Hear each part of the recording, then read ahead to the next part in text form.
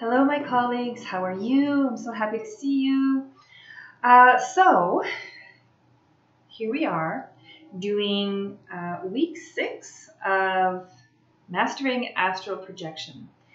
Now, I want to sort of look over some of the ideas that I've been mulling over. I have a kind of a general sort of sense of how what I want to say in this video, albeit quite possibly, I may jump around from one idea to the other because some of the ideas are coming from various sources and I'm trying to put them together. So I'm going to do that the best that I can.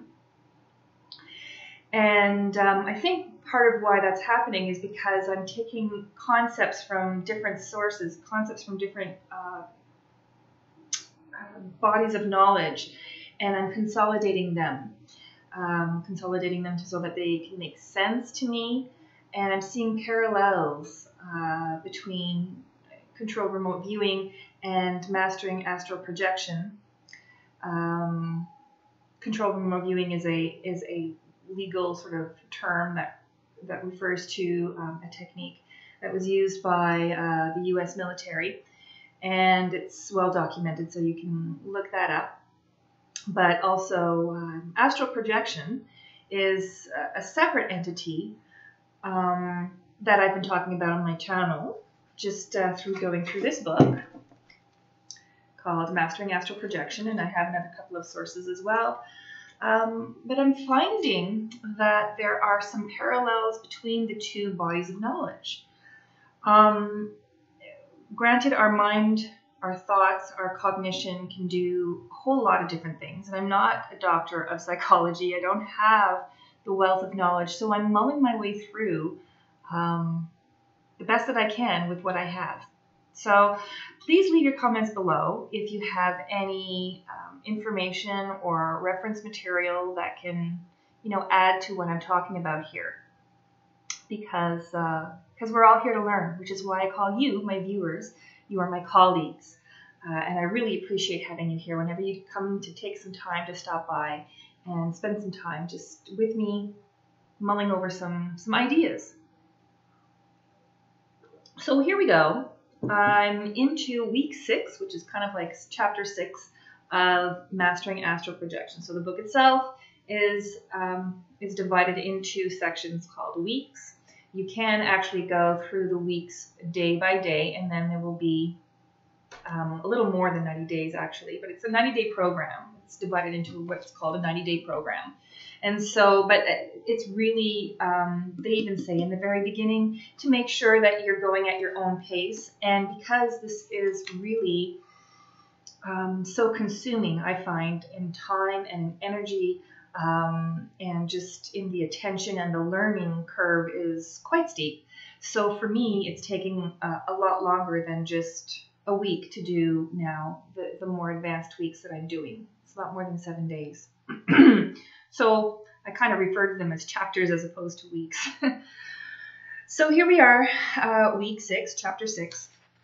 And what they're talking about now in the exercises is about you're preparing now for takeoff. Now, you're loosening your energy body. Now, they do talk about various energy bodies, but we're talking about the energy body that's just separating from your physical body, and you are now trying to loosen it. They call it, there's a spinning, sort of an exercise that they talk about.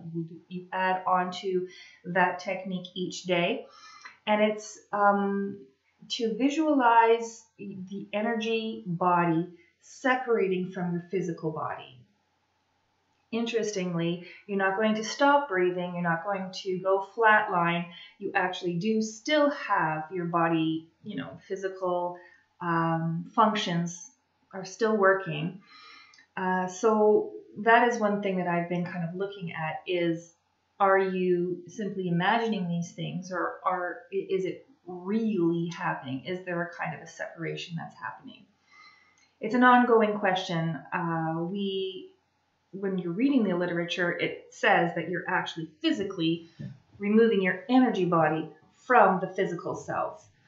I can picture that sort of thing happening when you die, a spirit body or an energy body or some etheric entity that animates you as a person would separate from the physical body, which then decays. However, while I'm still alive, I'm really kind of struggling with the concept of your energy body leaving. So for me, I'm looking at it as a bit of an imagination, an exercise in imagination, which can work as well. It doesn't discount the fact that it's a mental exercise that can produce some fruit. So we'll see where this goes.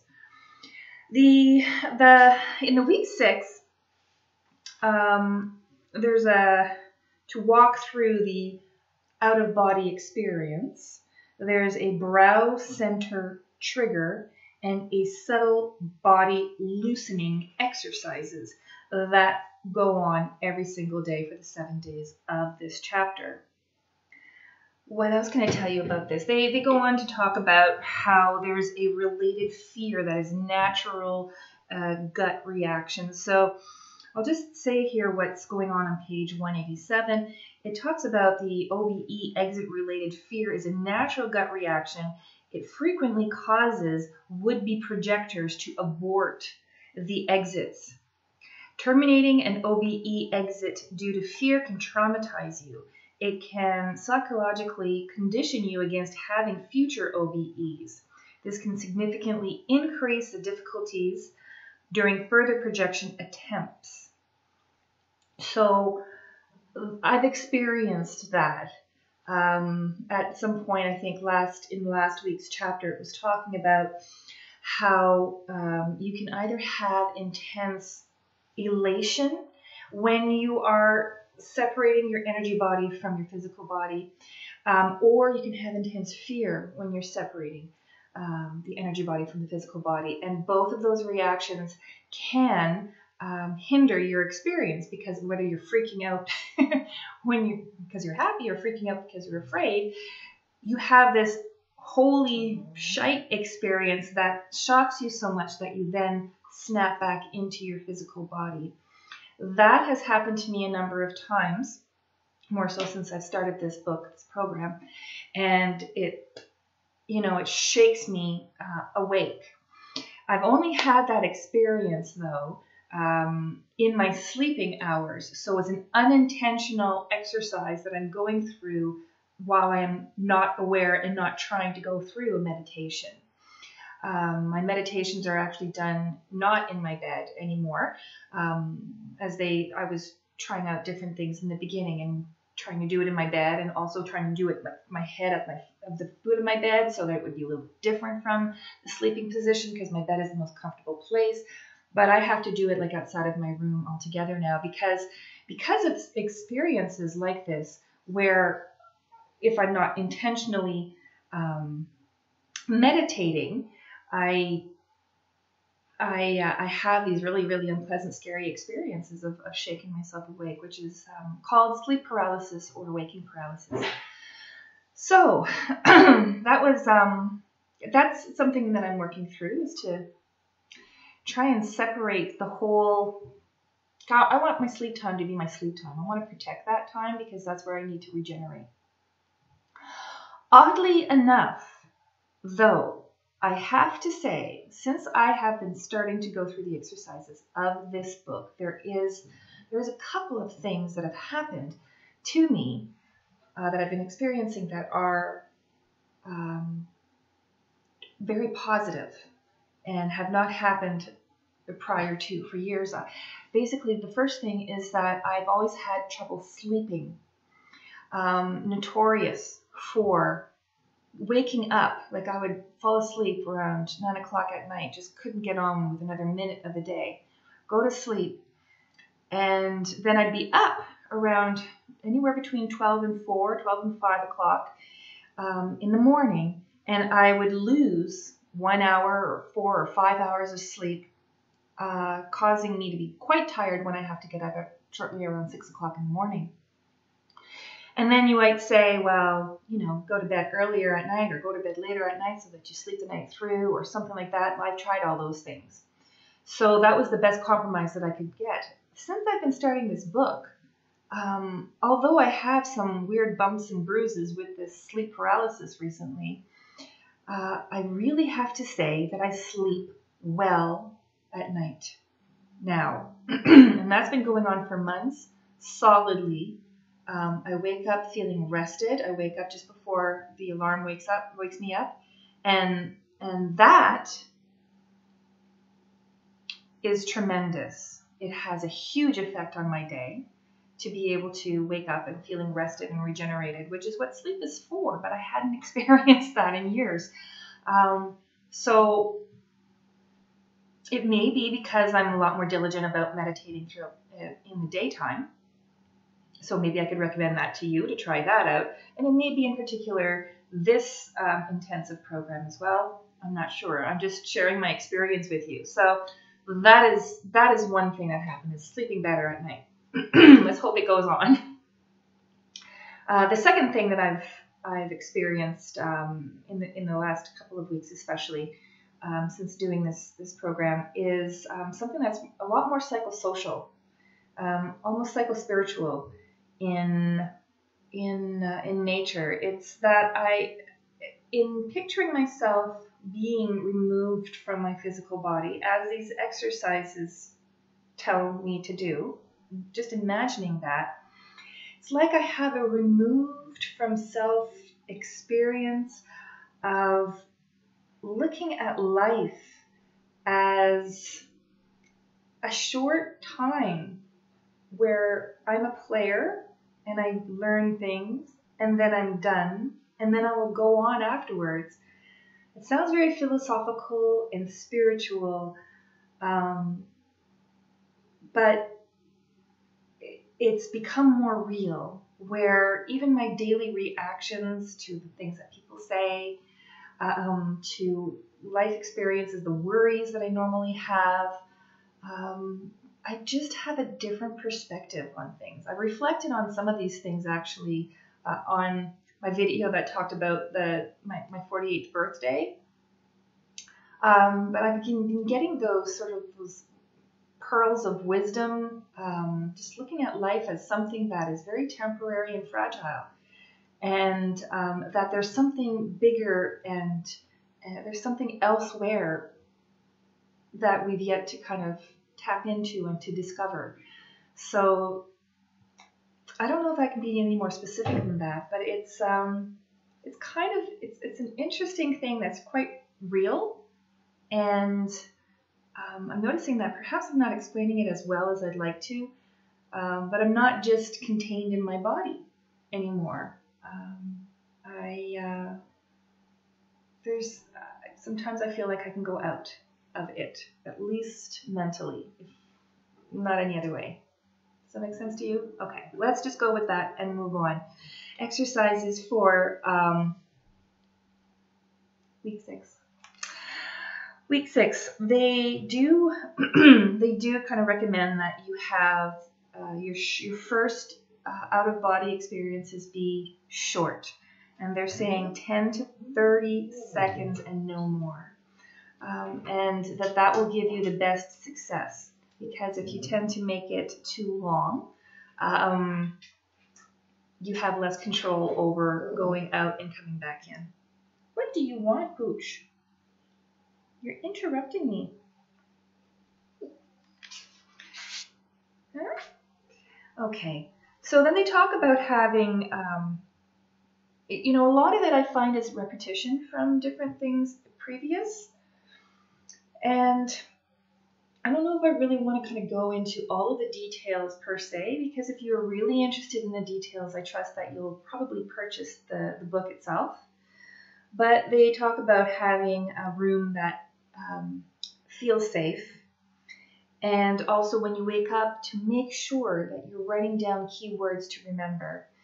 And that is something that's really, really, I find is really important. So in my dream journal, which used to only be beside my bed so that I can write down some keywords when I wake up and try and remember my dreams, now I carry my dream journal and I have a different sort of an indicator to write down keywords so that I can write down elements, key elements after I've done a relaxation exercise and what was actually in that experience, because it's no longer just a dream journal anymore. It's a kind of recall what you've seen through meditation journal. And bear in mind that in chapter 7, the next chapter that's coming up, that is where they say you have liftoff, right? So this very last chapter in part 1, please go, dog. You're making me, you're interrupting my thinking. So chapter 6 is the last chapter of part 1, where it's preparatory to the liftoff. In fact, they even have it here. I'll even show it to you here. This is part 2, and look, there you go, lift off. So that's kind of like the point where I want to be. That's going to be a bit of a freak out bit for me. Can you imagine going outside of your body and actually seeing things? It's the verification that I find is missing. I want to know that I'm not just imagining myself going someplace else, but that I can actually see something elsewhere that actually is there and have proof that I've seen something elsewhere.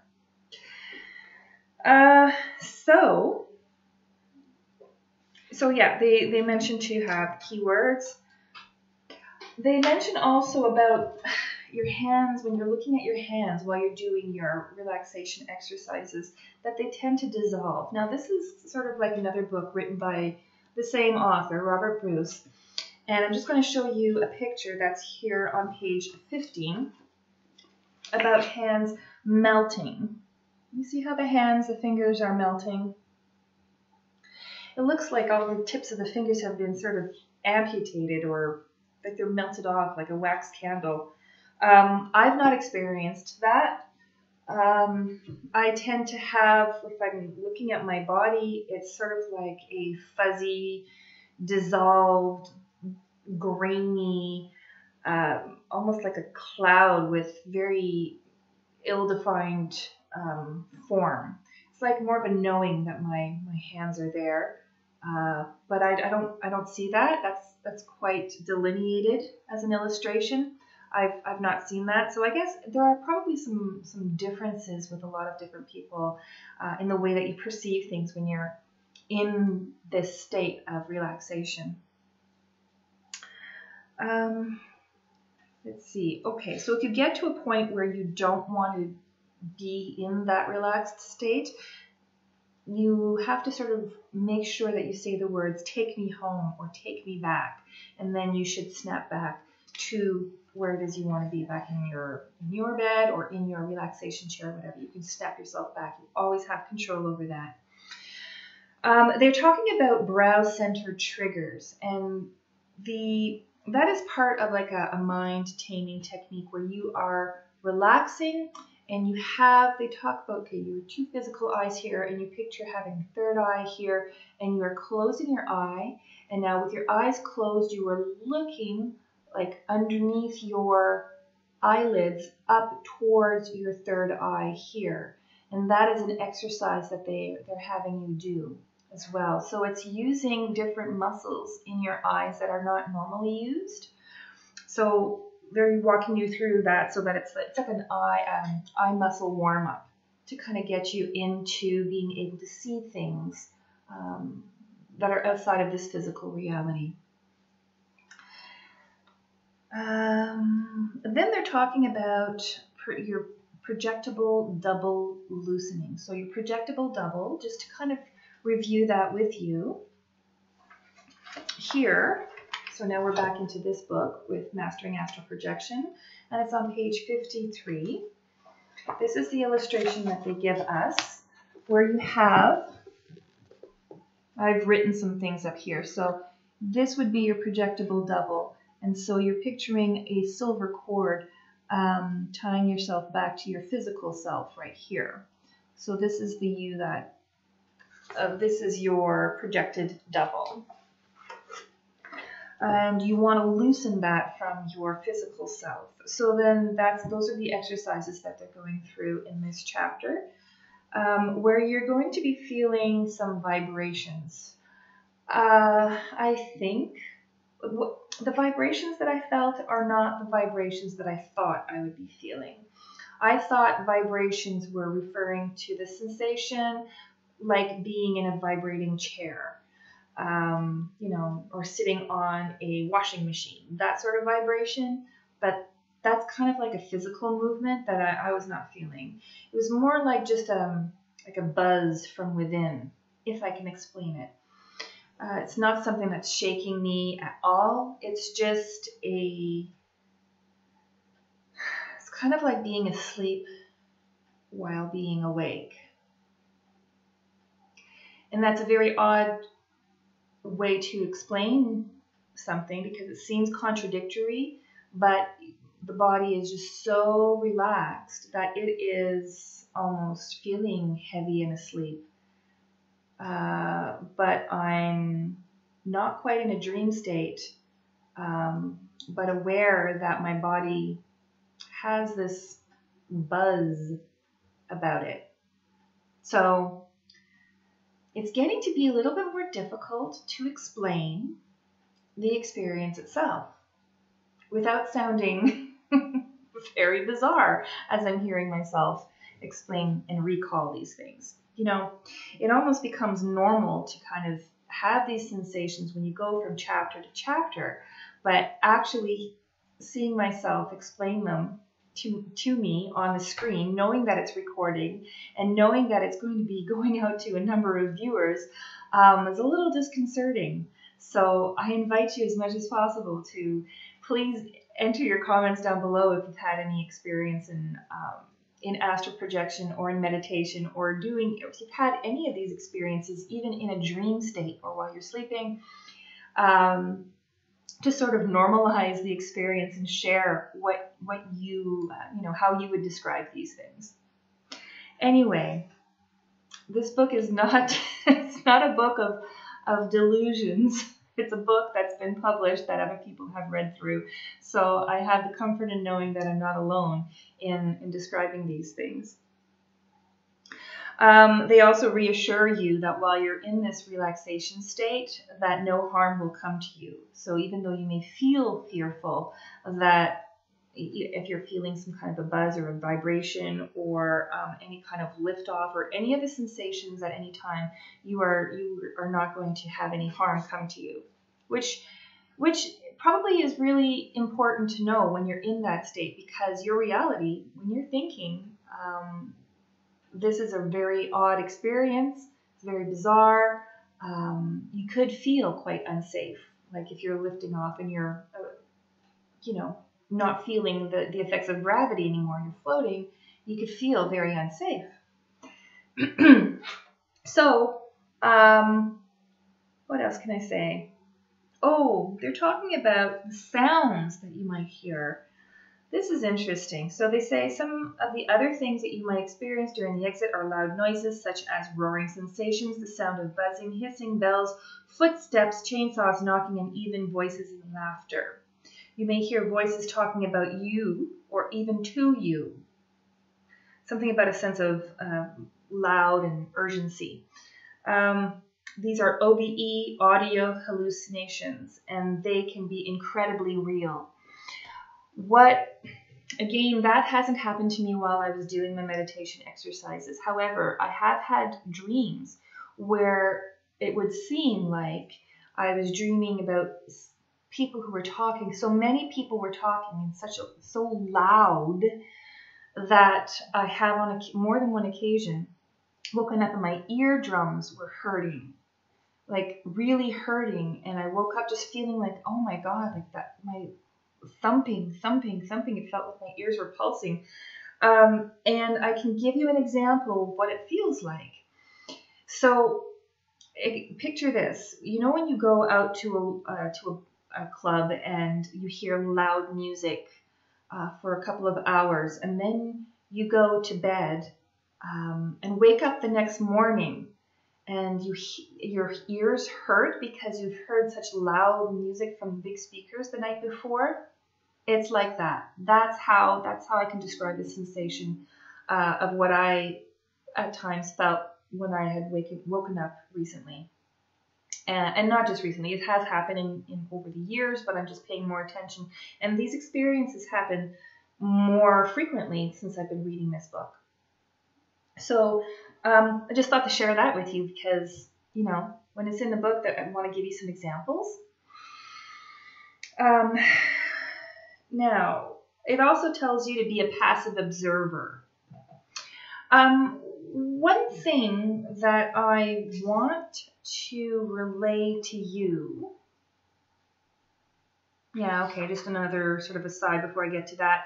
It also says that playing music while you're doing your meditation can be okay so long as it's white noise and not like lyrics and that sort of thing. So it says, do not play music during projection attempts. Music is distracting as it causes emotional responses and tension. So they go on to explain how if you have an electric fan or, you know, a TV or radio, so long as it's white noise and not anything specific, that would be okay. So one thing that I wanted to relay to you, as I was just getting to, is the parallels that I'm kind of have been making between having read some materials about remote viewing and the exercises there and this astral projection experience that I'm going through right now. So I have done the review. I think it was sometime this summer, June or July. I think 7 Cents was probably one of the first books that I did because I could just devour this book. It's my favorite. So, although the two are separate, they're delineated as separate. People who are CRVers would probably not want to compare astral projection to CRV. Some people might. I'm just saying that in my learning, I'm seeing some parallels. So on page 14, Lyn Buchanan will talk, he says, he was recalling his own experience, and he was saying, this is an out-of-body experience. I thought, a flood of relief swept over me. Such a thing was possible after all, and it was possible for me. I would have something to talk about later in the group. I might pass the general's test. I might even get the assignment. And then he goes on to talk about how he'd heard about the out-of-body state, and this is actually him experiencing it. This was in context after he had, they were going into a large room. If I remember this correctly, this is when they were going into a large room and doing some training to sort of get ready to do this CRV. At that time, it was like covert. It was like it was still classified information. So at that time, nobody knew about this other than people who were doing it in the military, such as himself. So they would go in this large room. There were cots. There was some kind of machine mechanism like underneath the bed or whatever. And he was sort of hearing these beats or hearing some auditory stimulation of sorts. And at first it was very underwhelming. And later on, it ended up training him to have this out-of-body experience. So he talks about that more specifically in this book. And the reason why I thought that was pertinent is because although CRV is different from astral projection, he is talking about OBEs. Now, in this book, I have not been able, in Mastering Astral Projection, I have not been able to play the CD that comes with it because my machine, for whatever reasons, would just not play it. And I have 2 machines that have tried it, and I haven't tried it on anybody else's machine since. So I don't think I want to really invest in another machine to play DVDs because they're becoming quite obsolete anyways. However, suffice it to say that this is the, what do they call it, the brain wave generator. It's supposed to help you to experience the OBE. So as I'm going through this book, kind of an old school way, and doing it just with paper and pen and with my own brain to produce the experience, apparently if you use this CD, it's supposed to help you loosen your energy body and just assist you to go on to an out-of-body experience, which is what I kind of think this last excerpt sounds like that I just read to you. The other parallel that I wanted to call to your attention is on page 92. Oh, yes. Okay. So this parallels what they're talking about in here. in Mastering Astral Projection, when you're actually doing the exercises for week 6, on page 198, they're talking about, again, the trance with the third eye. You do that exercise for 15 minutes, and then you do these body loosening, body bounce exercise. They explain to you on how to do it, but in doing this exercise, they're making, the authors are, making you picture the room around you in detail. So as you are doing this trance experience, you are describing the room that you are in, from the color of the paint on the walls to the corners that you see in the ceiling, to the stairs that are around, to the things that are on the furniture, to the legs of the furniture. I'm making up those sort of experience. Here, I'll read it to you. So you feel, this is number 1. There's a stepwise motion for this exercise. I'll just read to you number 1. Feel the room around you with your senses and imagination. Build a picture in your mind's eye using your memory. Take note of how everything would look from your position if your eyes were open, where doors, windows, ceilings, walls, and furniture are. If necessary, take a good look and memorize everything before starting. So that is in the exercise in the Mastering Astral Projection book. So it's kind of like a proprioceptive kind of sense. Proprioception is when you're looking at where you are in relation to everything else around you. It's a very sort of a visual, spatial, parietal lobe kind of a function, right? So you are looking at the space around you before you go into trance, and then you are recalling it in detail while you are in trance or when you're in relaxation. Why is that important? Well, I guess that's yet to become clear. However, the parallel that I am drawing is also seen in this book, which is The Seventh Sense, on page 92. And it says, okay, so the preamble to this, which is chapter 8, it describes how people are talking about the colors in the room. They're describing it as pure white, off-white, or beige, and how specific you can be about the colors that are in the room. And he says, that little exercise is thousands of times simpler than what someone does in a remote viewing session, which involves describing a location in the greatest detail. One of the most basic tenets of CRD is that if you can't describe the room around you using your senses, then you can't be trusted to describe the location halfway around the world using your mind. So if you haven't been watching, sort of on my channel, and you don't know exactly, much about CRD, basically CRD, controlled remote viewing, is when you are in one room and you are describing on paper, we're using a pen and paper, you are describing something at a different location that you have not seen.